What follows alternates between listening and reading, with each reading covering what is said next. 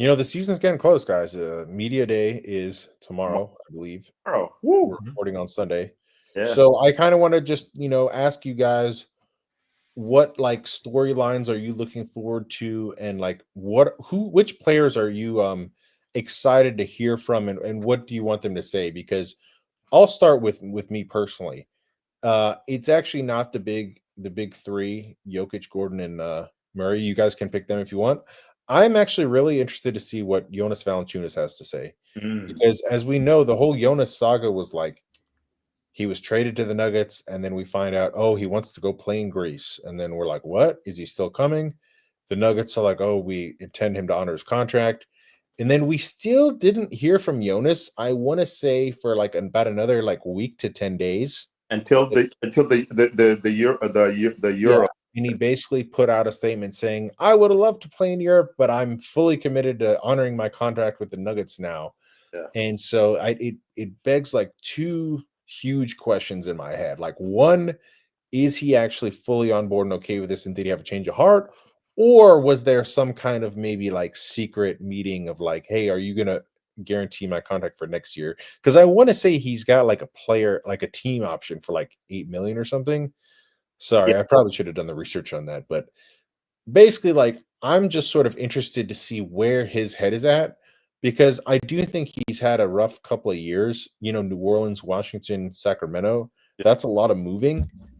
And when he went to the Wizards, he wasn't starting anymore because they wanted to develop. So you get that, but then it's like then you get traded to Sacramento and you're not starting because you and Sabonis isn't really a great fit. Now you're coming to back up Jokic.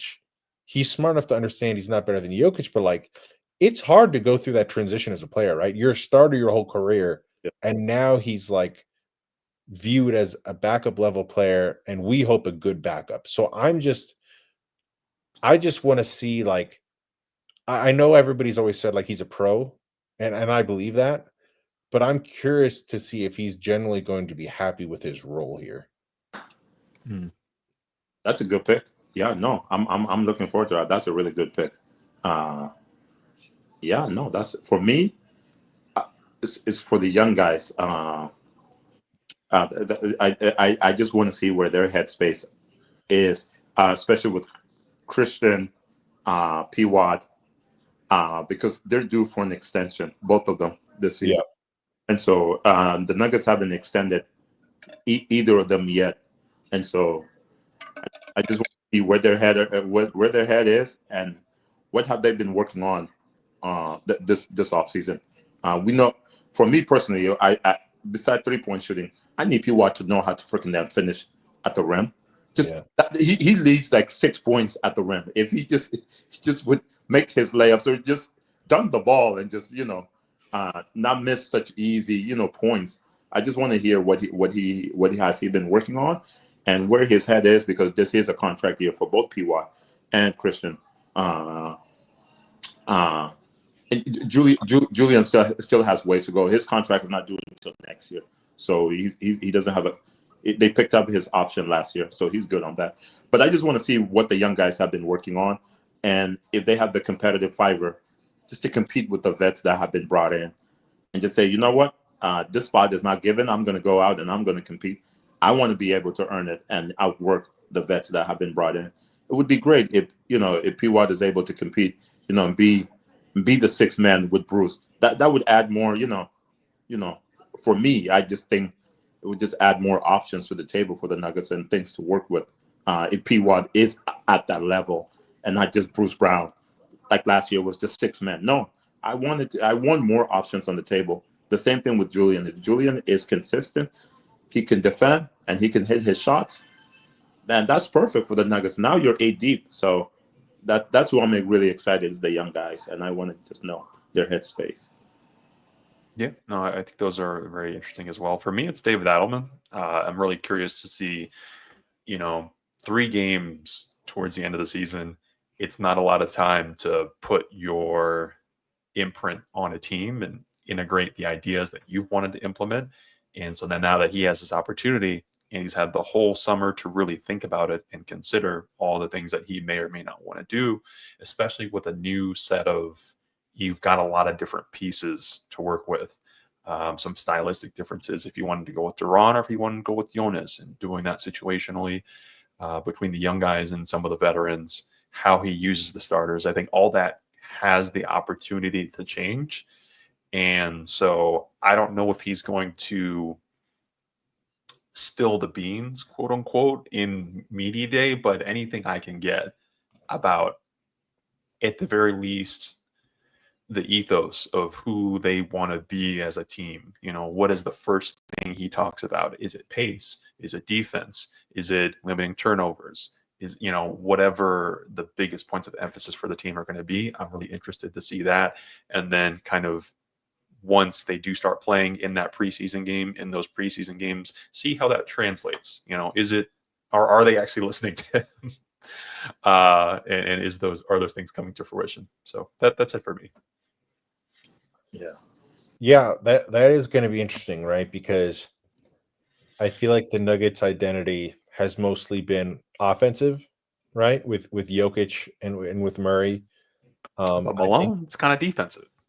Yeah, but I mean, it never was supposed to. 2024. That's when we were a great defense. He helped build the culture, right?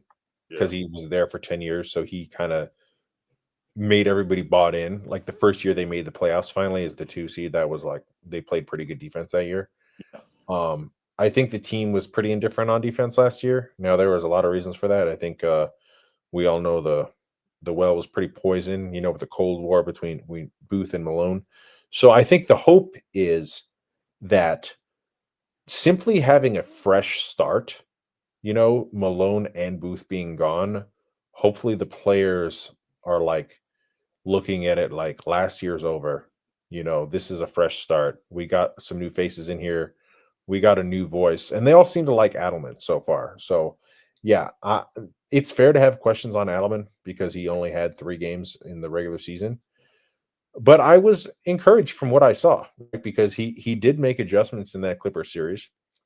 And from the little bit I saw is like he did go to a little bit more of a egalitarian style with like less just give it to Jokic every single time, which I'm a fan of, because my thing is like you want to get to the playoffs and make sure Jokic has enough left in the tank. Yep. He got criticized for how he played against the Thunder. And I think it's important to remember 2 things. Like, one, yes, they have an elite defense, but I also do think that like he wasn't as fresh as he could have been. I think that's like something he probably wouldn't admit, but just watching how hard the Nuggets had to work to make it to the playoffs last year, that is like where the depth really hurt us, and where that's why I was so mad at Booth all year. Is like you're making Jokic play every game like he's the playoff game just to get here. So now the hope is having more depth that he can coast a little more. Yeah. Because, one interesting narrative about the NBA that I feel like has happened the last like 10, 15 years is that like, seeding doesn't matter that much. Everybody's talented. Find me the last time a team went to 7 games in the first round and won the championship. I think you have to go all the way back to that KG Allen Pierce Celtics team that just couldn't win a game in Atlanta for some reason. Yeah. After that, like you pretty much need an easy first round series to have a chance to win the chip so that you're fresh. And, as we saw, the Nuggets legs pretty much ran out of gas against OKC. I give OKC credit. They were the better team. They deserve to win. But let's hope that we're just in a better space come this spring. Yep. No, I completely agree. I think I'm looking forward to Adelman in terms of, like you said, like egalitarian type of system, and not having just run through Yoke and Jamal, just because the Nuggets left a lot on the bone in that series against OKC. If Jamal would have just hit his shots in game 5 in the fourth quarter, we win that game coming back home for game 6, right? Or to go up. If Yoke would have just made his shots in game 4, to go up 3-1, going back to OKC. So we're just like, but I, like you said, overall the most important thing is that they ran out of gas, especially Yoke and Jamal, and they didn't make the plays that we know they should be able to make. But they didn't have their legs underneath them. in those moments to kill the game. So no, I just think the less Yoke, it's just I don't want Yoke to be superhuman until the postseason. Right. That's Shouldn't it. have to be. Yeah, he It's great doesn't. if he is. Yeah, But yeah. doesn't I have don't to. care if we lose a game just because Yoke didn't play 45 minutes in a regular season. I don't care. I don't care about that game. Of course, seeding matters, but like one thing you said, Pete, when we won the championship, literally the only series we won more than 5 was against the Suns. Every series was literally was Because Booker and KD went nuclear. yeah, that was it. KD and Book both went nuclear in Game 3 and Game 4, but this is one thing I want the Nuggets to this coming season is for them to have the killer instinct they had in 2023.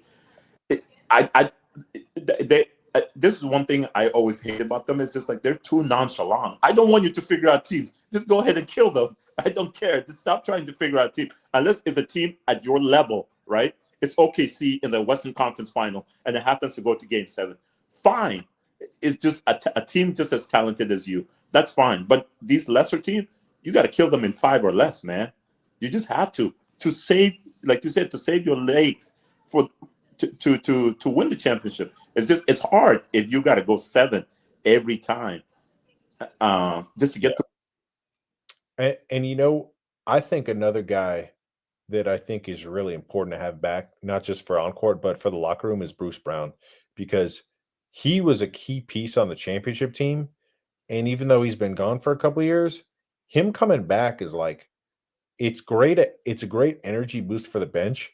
But I also feel like he's the kind of personality that's going to like call the team out on their bullshit if they're not like fully locked in or giving it their all. I don't know this to be true. It just that's like kind of the kind of guy he strikes me as.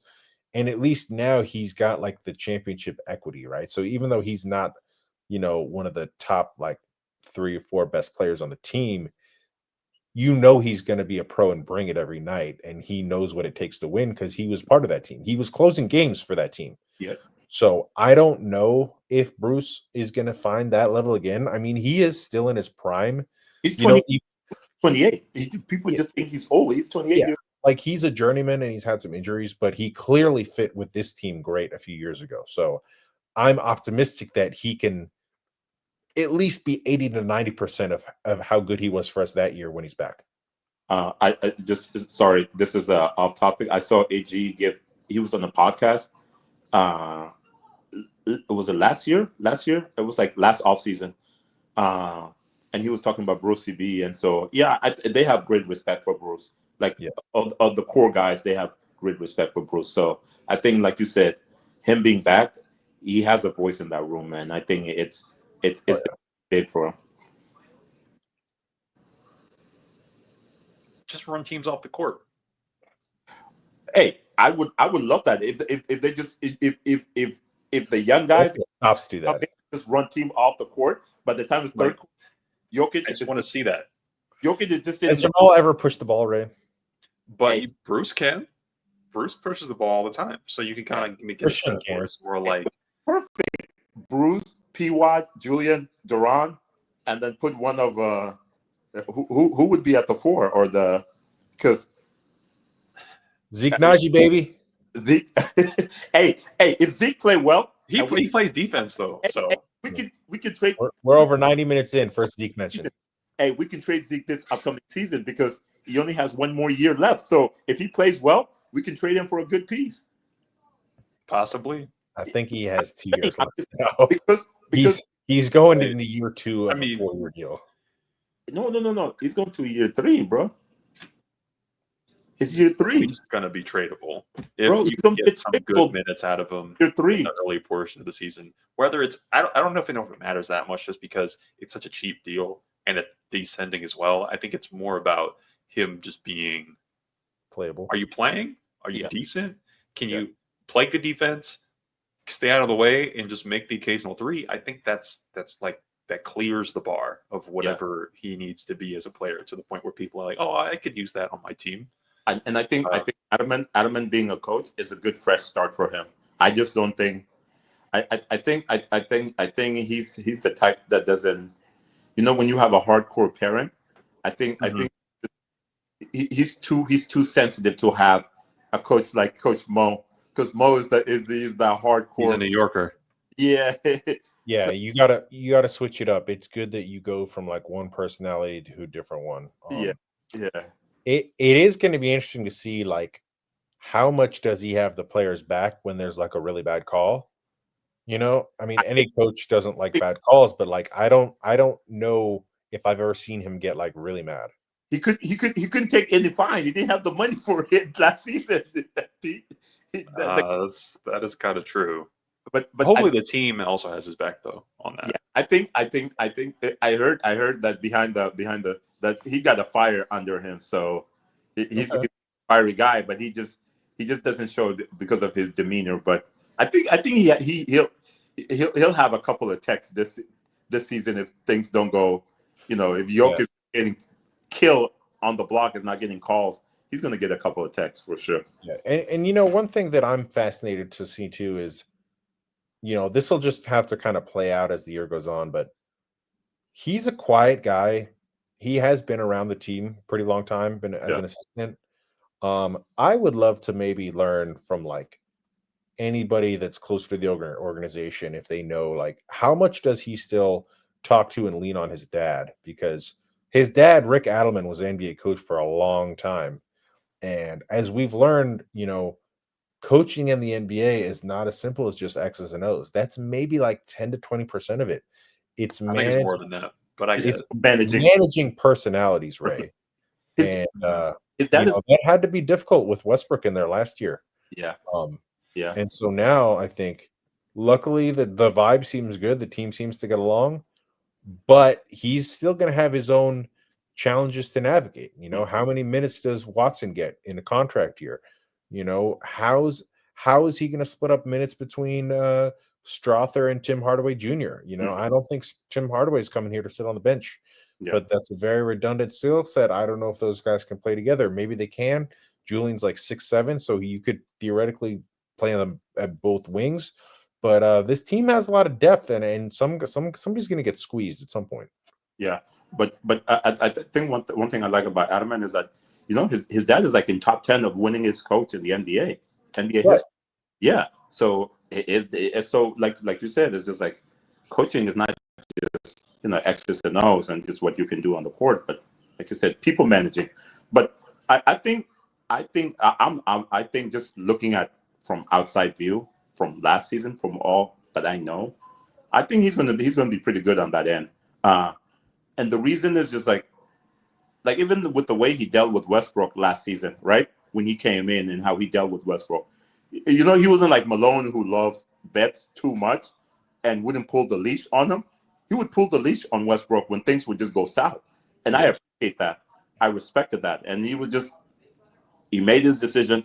Boom. It's fair. Yeah. Like, I think if you're willing to be fair, it makes the sting. It doesn't feel like, oh, he benched me because superfluous reasons. It's because, like, for example, if it's Tim Hardaway Jr.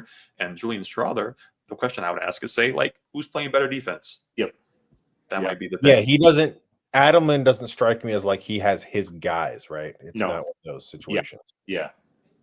I mean, Malone's guys were literally Jamal, AG, and Yoke. That was it. And Strother.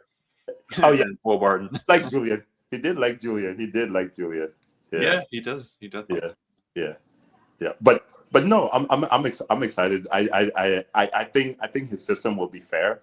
Is who gives us the best to win that game, right? If Julian is playing well, he's going to play most of those minutes. If Tim Hardaway Jr. Tim Hardaway Jr. is playing well, better than Julian that day, yeah, he'll get those minutes. And so it's just like who's playing well and who's making shots and spacing the floor. Now, you know, because that's what makes our offense just on a whole nother level. Yoke needs spacing, right? If you have spacing right there with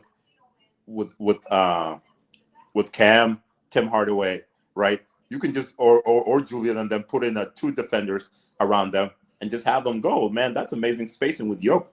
Just like, let's say Yoke is running with the bench.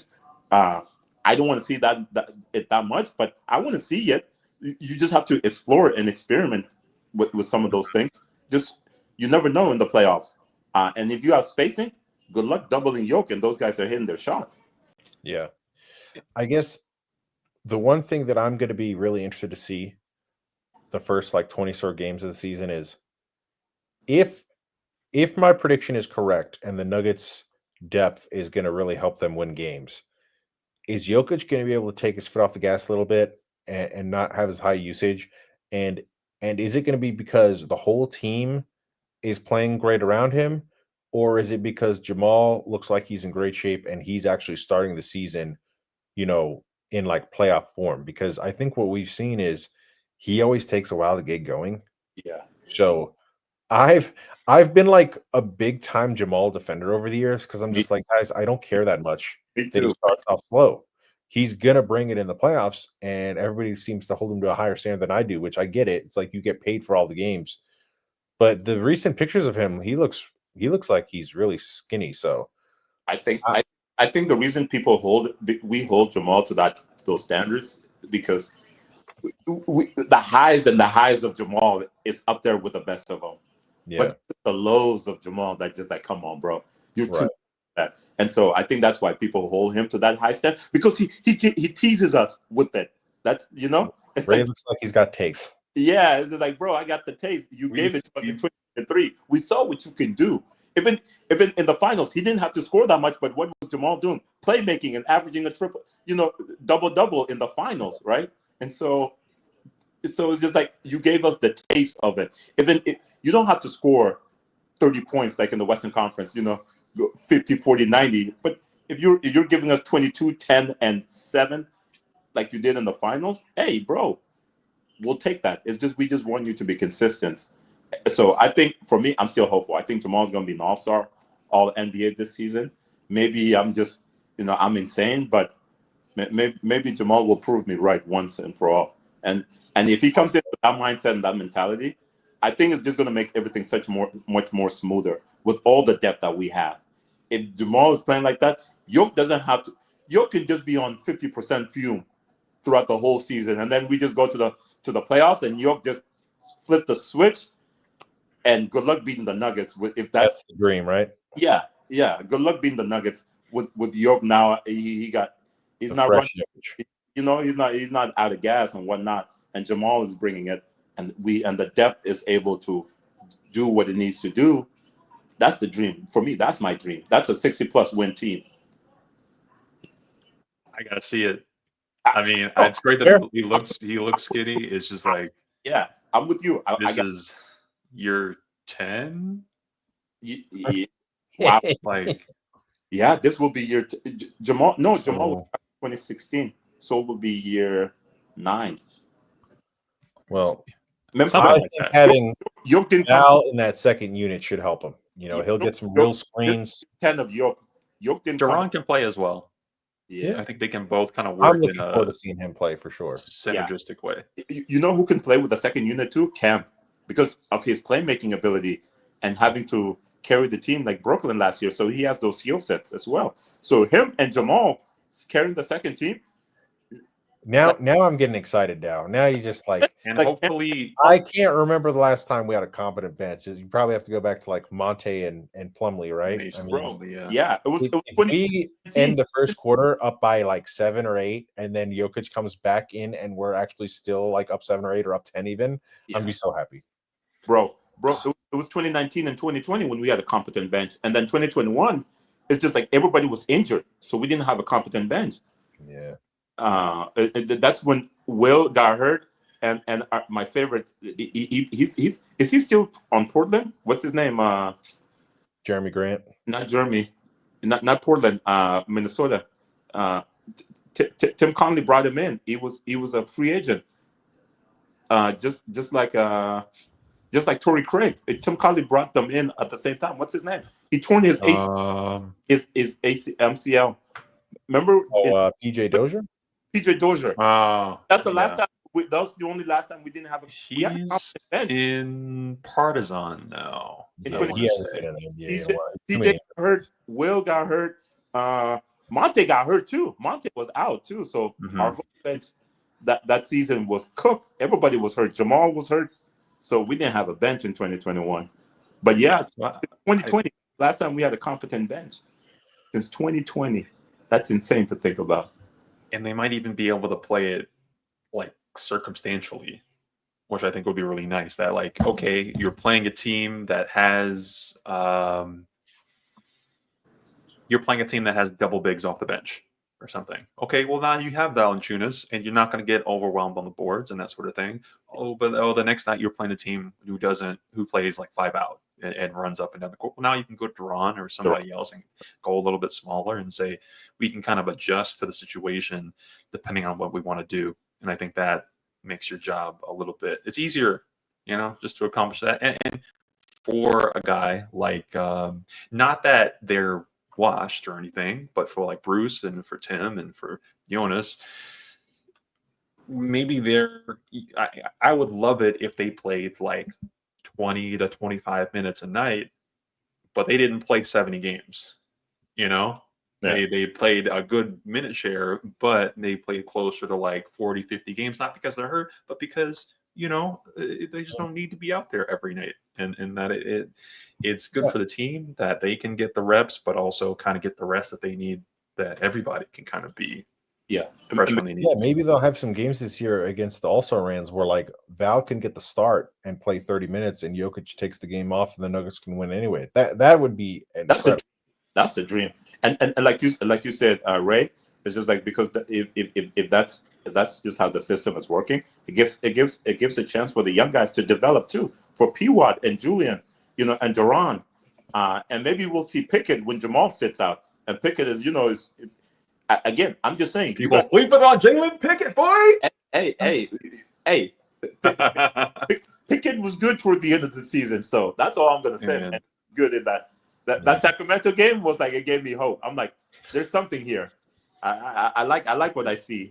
I'm just saying, how many triple doubles does Jamal have? Like you said, Jamal doesn't have to play every game too. If Jamal plays 65 games and that's it, I'm good, because he meets the criteria for whatever awards that come after that.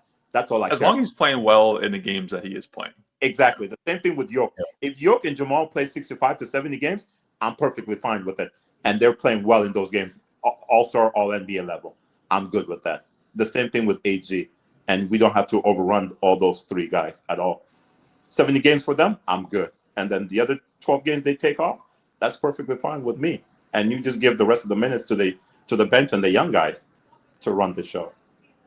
Well, guys, we're getting pretty close to 2 hours. It's been so I'm gonna cut all of this up into individual segments. It's gonna take me a while, but that's fine. So don't feel bad that we're like, it's not gonna be 1 2 hour thing. Catching up over the summer, all the storylines, and I'm sure we don't know what the rest of the month looks like, but we'll try to hit you guys with another pod before the season starts. React to media day, maybe some preseason games, stuff like that. But basketball season is right around the corner, and it's exciting times to be a Nuggets fan for sure. No, and I'm a superstitious guy. They're doing training camp in San Diego, baby. You know what that means. Hey, last time we did in San Diego. Exactly. So San Diego's been good to us. So knock on wood. They should have a practice. Yeah. No, but that's fine. I haven't been this excited since Jamal and MPJ came back from injury. That was unnecessary, Ray.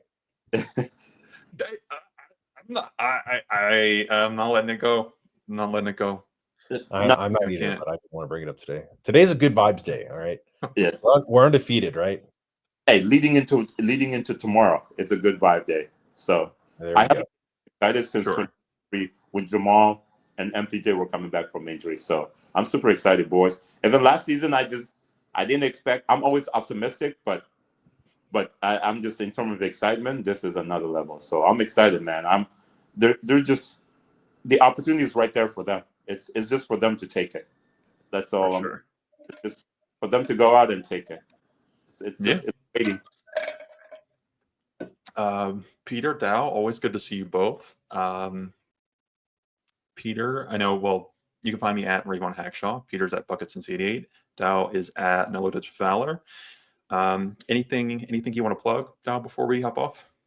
No, I'm excited for the season.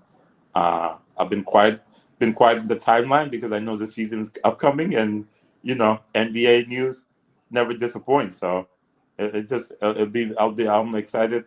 I won't be on the timeline that much during the day just because of work or whatnot. But other than that, the evening will definitely be fire. So I'm excited for the season. I don't know how I'm gonna do it this season because just with work now, I just got to go in early in the morning. So The late nights. late night games are just gonna be painful, but I'll do anything for my Nuggets, baby.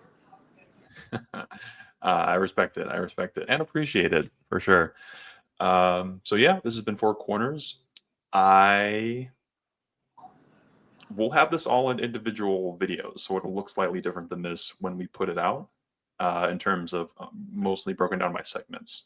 But otherwise, it should mostly be up by tomorrow morning. It's how I'm going to spend the next 2 hours. So, good chatting with you boys, and I'll talk to you soon. Hey, much love, boys. Talk to you soon. Okay.